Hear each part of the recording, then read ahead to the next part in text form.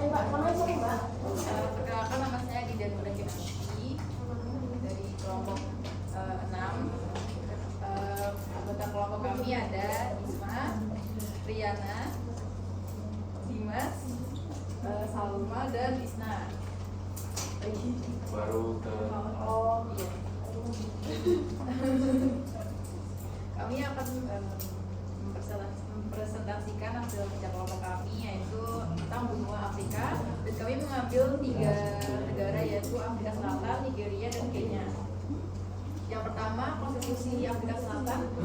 Konstitusi yang berlaku saat ini merupakan konstitusi kelima dalam sejarah Afrika Selatan dan dirumuskan oleh parlemen yang terdiri dalam pemilu tahun 1994. Konstitusi ini dimaksudkan oleh Presiden Nelson Mandela tanggal 18 Desember 1996 dan berlaku tanggal 4 Februari 1997, menggantikan konstitusi sementara tahun 1993. Sejak tahun 1996 sudah diganti 17 kali. Negara mana itu sudah saya? Negara mana Kenya? Afrika Selatan. Terus Selanjutnya negara Nigeria. Nigeria. Iya. Konstitusi di negara ini ada 7 macam, diantaranya 1, Richard, mengakui keberagaman negara dengan memperkenalkan prinsip federal pada otoritas regionalnya. Yang kedua, Macpherson, mengatur otonomi daerah dan persatuan federal, membentuk pemerintahan pusat dengan Dewan Menteri. Kalau yang ketiga, Clinton, membuka jalan bagi kemerdekaan Nigeria dan Inggris. Yang keempat, kemerdekaan 1960, Nigeria mempertahankan Ratu Elizabeth II sebagai kepala negara tituler. Yang kelima, kemerdekaan 1963 digunakan sebagai desa militer tahun 1965 yang menggulingkan lembaga-lembaga demokrasi Nigeria. Lalu yang keenam, kemerdekaan 1979 mengamanatkan partai politik yang diwajibkan untuk mendaftarkan setidaknya 2-3 negara bagian. Lalu yang ketujuh, kemerdekaan 1993 seharusnya mengembalikan pemerintahan demokratis ke Nigeria, tapi tidak pernah melakukan sepenuhnya. Militer menguasai negara tersebut sampai 1999. Nigeria negaranya apa Nigeria?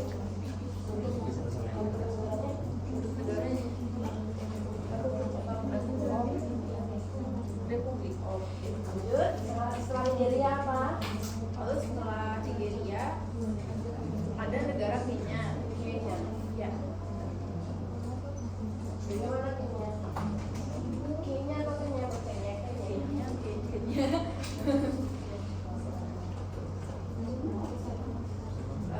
Selanjutnya dari negara Kenya. Negara Kenya adalah bentuk negara Republik Kenya, dan konstitusi Kenya 2010 itu menggantikan konstitusi sebelumnya yang berasal dari masa kolonial Inggris. Alasan digantinya adalah memperlakukan sebuah konstitusi baru yang lebih demokratis.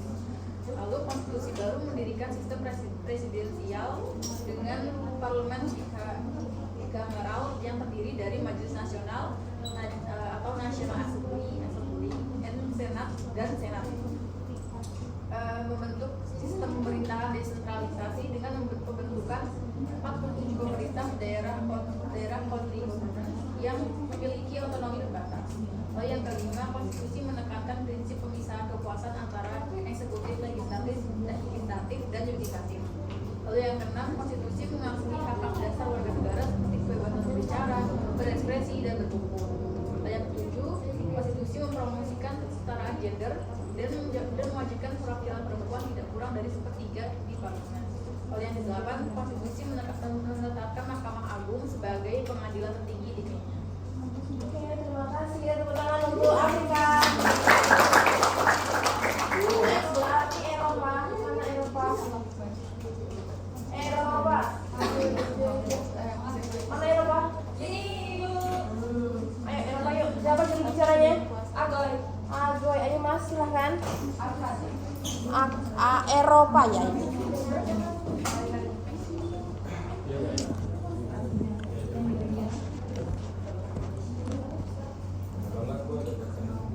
Ayo mulai. teman-teman. Saya dari kelompok 5 Eropa. Di kelompok kami kami memilih tiga negara yaitu Inggris, Jerman, dan Belanda. Kelompokmu siapa aja, Mbak? Saya Aka, Terus Ajia, Renata, Anissa, Novita, sama Najib. Nadia. Oke, ya, satu. Dari Eropa pilih apa aja? Dan Jerman, Belanda, Inggris. Terus untuk Jerman itu konstitusi Republik Federasi Jerman. Konstitusi Jerman disebut Grundgesetz. Negara Jerman sendiri merupakan negara demokrasi, artinya setiap warga negara dapat berpartisipasi dalam kehidupan politik. Hak dan kewajiban warga negara Jerman, kewajibannya wajib sekolah, wajib bayar pajak, yang memiliki penghasilan harus membayar pajak, anak-anak dan remaja harus bersekolah. Untuk haknya ada hak konten manusia, kesetaraan hak, kesetaraan di depan hukum, hak kebebasan berpendapat, kebebasan berserikat dan berkumpul, kebebasan menentukan tempat tinggal, kebebasan beragama, hak pilih menyatakan, hak perlindungan, perwakilan dan berkeluarga, kebebasan bekerja, dan kebebasan tentang orientasi seksual.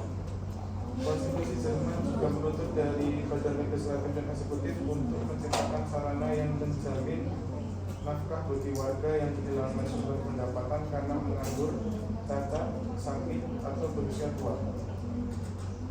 Berbentuk Republik Federasi, Dewan Konstitusi 65 orang yang bentuk konstitusi Grundgesetz, yaitu Dewan Konstitusi 65 orang terdiri dari 61 laki-laki dan 4 perempuan. Kemudiannya yaitu ada negara mana sebelumnya? Inggris. Oke, Inggris. Terus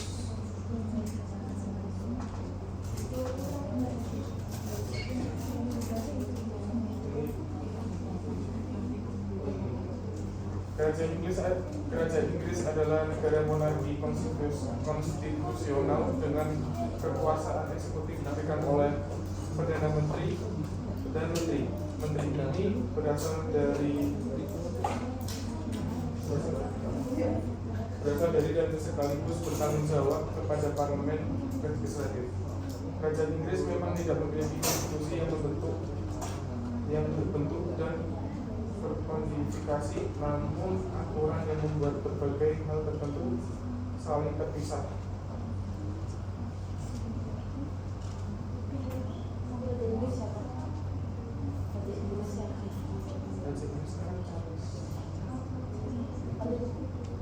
Habis itu negara apa?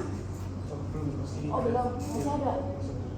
Konstitusinya ada tertulis, tidak tertulis, dan tetap manfaatnya.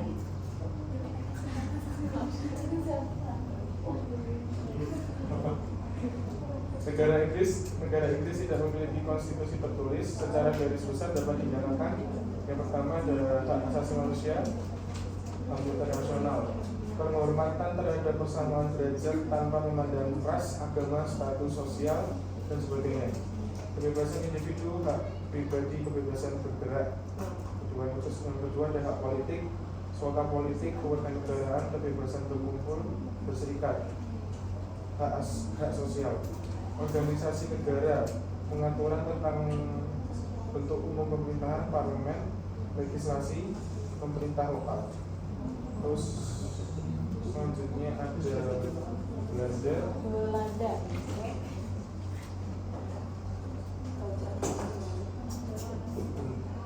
Negara Belanda berbentuk konstitusional monarki. Konstitusi di negara Belanda berlaku sejak tahun 1848, dirancang oleh ahli hukum konstitusional di Burgh. Belanda merupakan monarki konstitusional di mana raja dan ratu berfungsi sebagai kepala simbolis dari cabang eksekutif. Memiliki sistem parlementer di mana memegang peranan parlemen dalam pemerintahan. Terdiri dari 3 lembaga utama, ada raja, dewan menteri, dan parlemen. Raja dan Dewan Menteri mengucapkan mahkota dan sistem pemerintah disebut parlementer.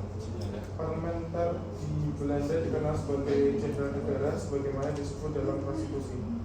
Belanda mengalami perubahan konstitusi 3 kali, yaitu pada tahun 1814, 1848, 1972.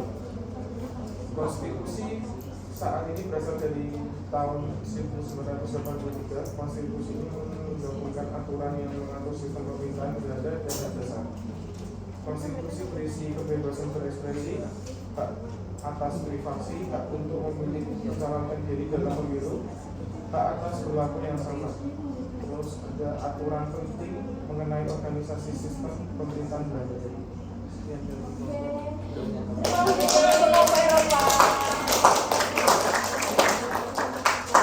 Setelah Eropa berarti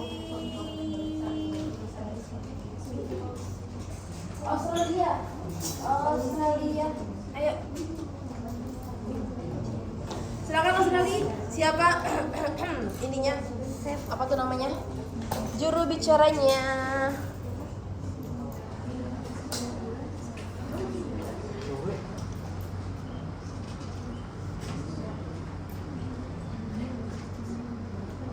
Silahkan. Mbak coba ada sini Mbak. Nah, cakep.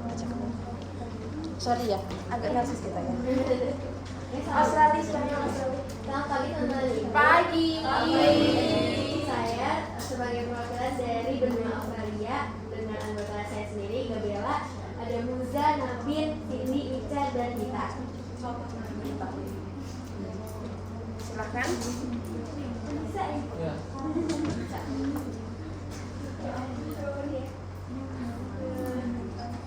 Australia sendiri ini pemerintahannya memiliki sistem monarki, konstitusional, parlementer, dan federal. Kita memilih negara Victoria, Australia Selatan, dan New South Wales. Mulai dari Konstitusi Australia Selatan. Konstitusi Australia Selatan ini sendiri pada tahun 1856 menyediakan parlemen yang bersifat bicameral atau 2 balai, yaitu terdiri dari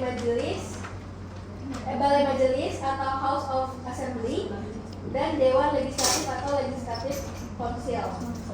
Balai majelis sendiri ini beranggotakan 47 anggota parlemen yang dipilih untuk mewakili masyarakat di balai selama 4 tahun.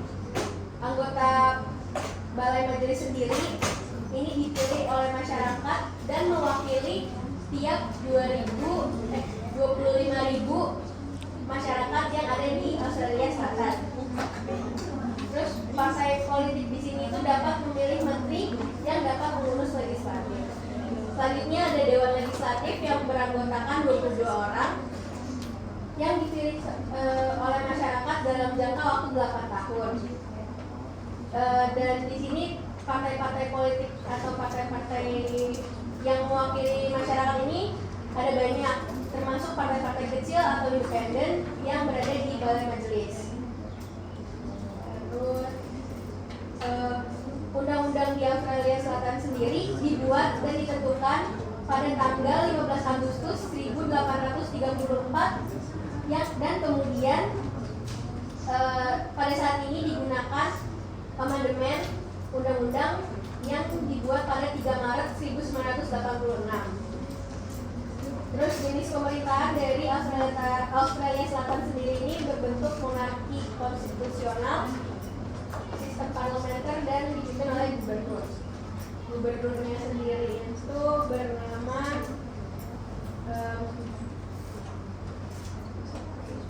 Frances Adamson dan Perdana Menteri bernama Stephen Marshall. Ini yang bersifat liberal. Terus lanjut ke Victoria. Victoria memperoleh pemerintahan sendiri pada tahun 1855. Konstitusi ini menetapkan 2 majelis parlemen, yaitu ada Dewan Legislatif yang terdiri dari 34 anggota terpilih atas dasar hak milik terbatas Dan yang kedua ada Dewan Legislatif yang dipilih berdasarkan hak milik dan pendapatan yang lebih luas. Dewan Legislatif tetap menjadi benteng bagi para pemilik tanah konservatif yang kaya dan menjadi hambatan utama bagi reformasi pertahanan. Awal mulanya itu Victoria dipisahkan dari New South Wales. Jadi awal itu menjadi satu dan menjadi koloni mandiri pada tahun 1851 didorong oleh yang namanya Demam Emas pada saat itu.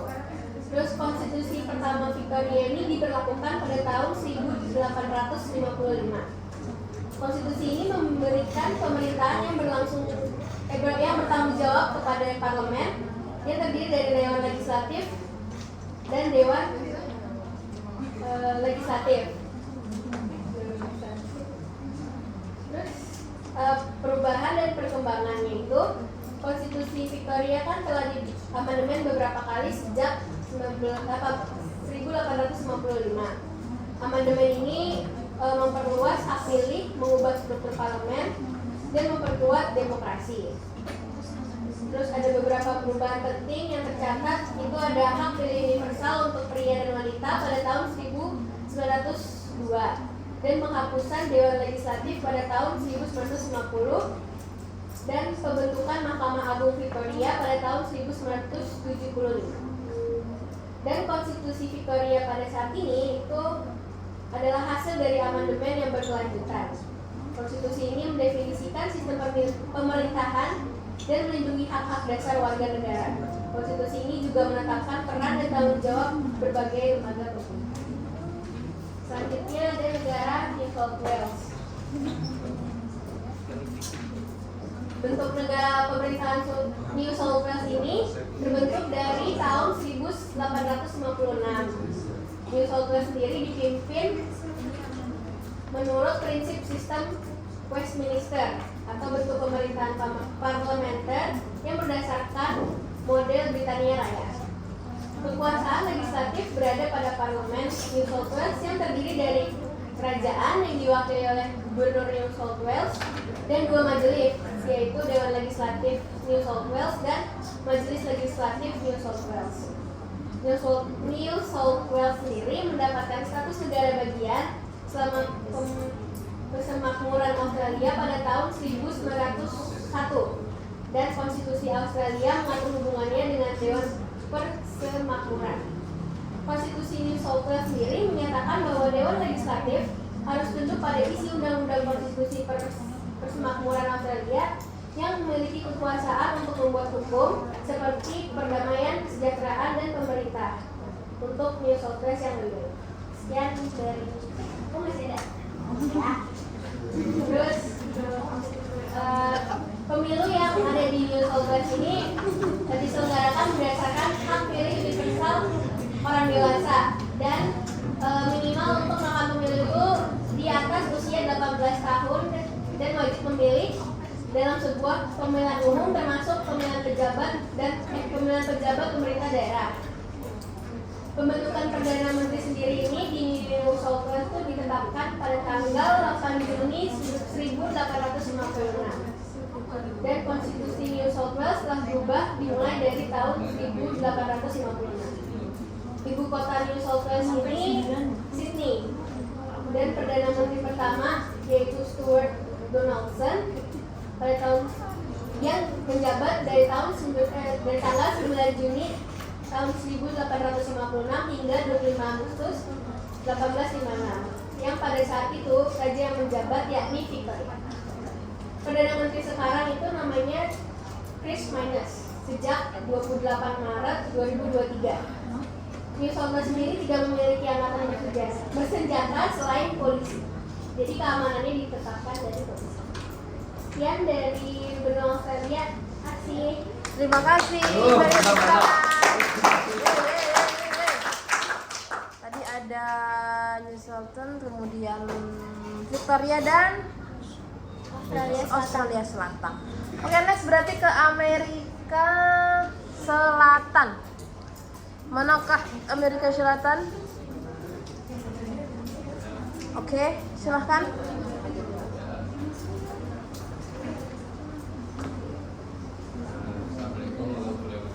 Waalaikumsalam warahmatullahi wabarakatuh. Di sini saya mewakilkan kelompok kami, kelompok 3 yang membahas tentang benua Amerika Selatan. Sebelum itu perkenalkan anggota kelompok kami. Saya sendiri Rai. Di sini ada Fikri, di sini Aska, di sini Akila, ini Dita, ini Ayu, ini Rizka. Di sini kami mengambil 3 negara. Yang pertama yaitu negara Brazil. Perjalanan konstitusional Brazil dimulai dari monarki dan berubah menjadi republik presidensial.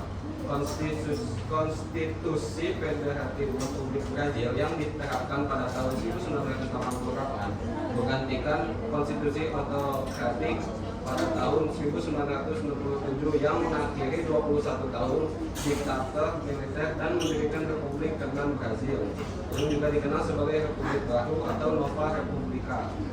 Konstitusi ini dibuat dalam sedikit transisi Brazil menuju demokrasi, memberikan sistem yang luas untuk melindungi hak asasi manusia atas individu, kesejahteraan sosial, dan alat-alat demokrasi.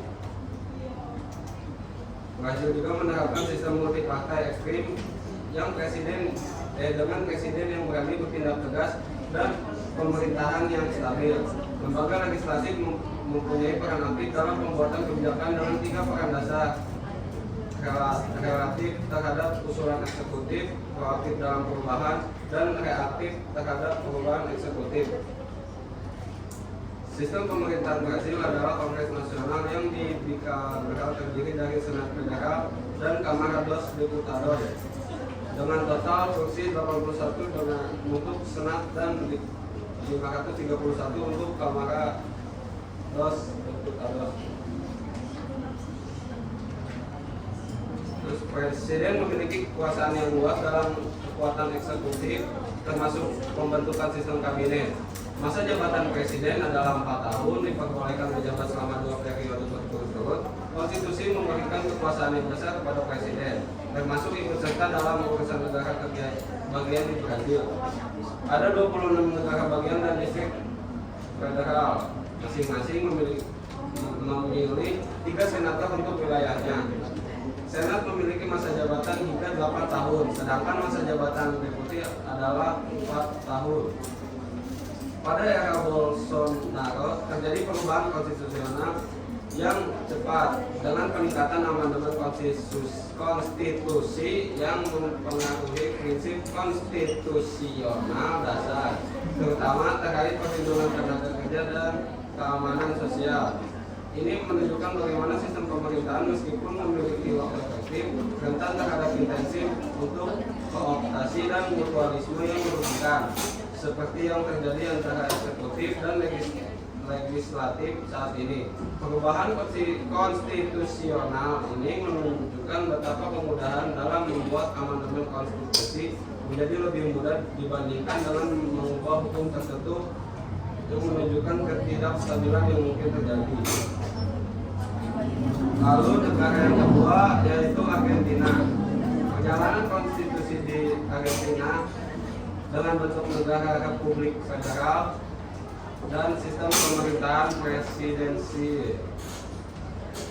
Aturan batas masa jabatan 6 tahun dengan kemungkinan pemilihan kembali setelah masa jabatan sementara tetap tidak berubah selama hampir 1 abad sampai reformasi konstitusi Presiden Juan Perón tahun 1949 menyetujui pemilihan kembali.